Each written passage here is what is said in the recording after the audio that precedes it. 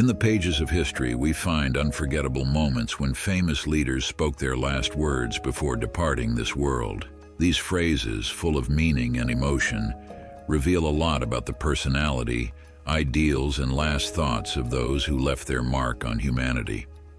In this itinerary, we will explore some of these iconic last words, unraveling the mysteries and stories behind them. But before we start the story, subscribe to our channel and be part of our community. You won't want to miss this. One of the most famous examples is that of Julius Caesar, the Roman emperor who was assassinated in 44 BC. When his assassins surrounded him, Caesar supposedly uttered his last words, "Et tu, Brute?" Even you, Brutus. This phrase, spoken in Latin, reveals the shock and betrayal that Caesar felt when stabbed by Brutus, one of his closest allies. This dramatic scene, immortalized by literature and cinema, illustrates the downfall of a great leader at the hands of those he trusted most. Another leader whose last words became iconic was Napoleon Bonaparte. When exiled to the island of St. Helena, Napoleon reportedly said, "I am ready. I go to immortality." These words reflect his acceptance of his fate and the conviction that his legacy would endure beyond his life. They also suggest a certain greatness and dignity in his final moments, characteristics that mark Napoleon's image as a great strategist and commander. Another fascinating example is that of American President Abraham Lincoln. After being shot in a theater, Lincoln reportedly said the following words, "So this is it?"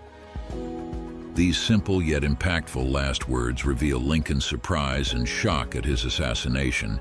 They make us reflect on the brutality and tragedy surrounding the death of this leader who fought for unity and the abolition of slavery in the United States.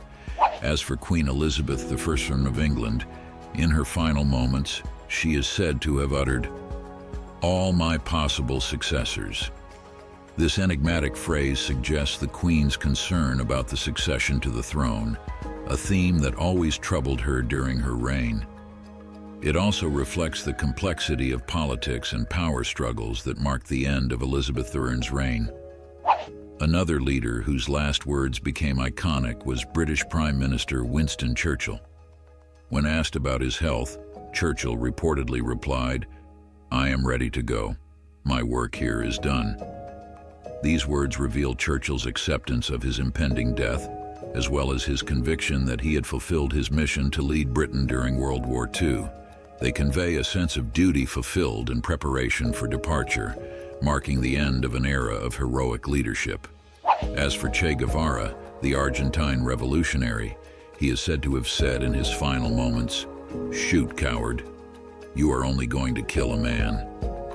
This defiant and courageous phrase reflects Guevara's rebellious personality and determination as he faced death with dignity and without surrender. It became a symbol of resistance against oppression and authoritarian regimes, immortalizing Guevara's image as an icon of revolution.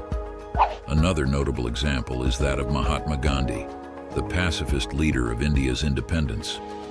Shortly before being assassinated, Gandhi reportedly said, "He, the assassin, is my best friend."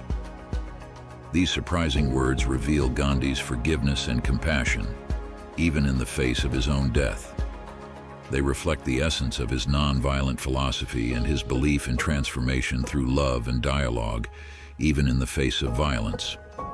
As for American President John F. Kennedy, moments before being assassinated, he reportedly said, "No, you don't." These last words suggest Kennedy's disbelief and shock at the attack that would claim his life. They remind us of the tragedy and brutality surrounding the death of this charismatic leader, whose legacy continues to inspire generations.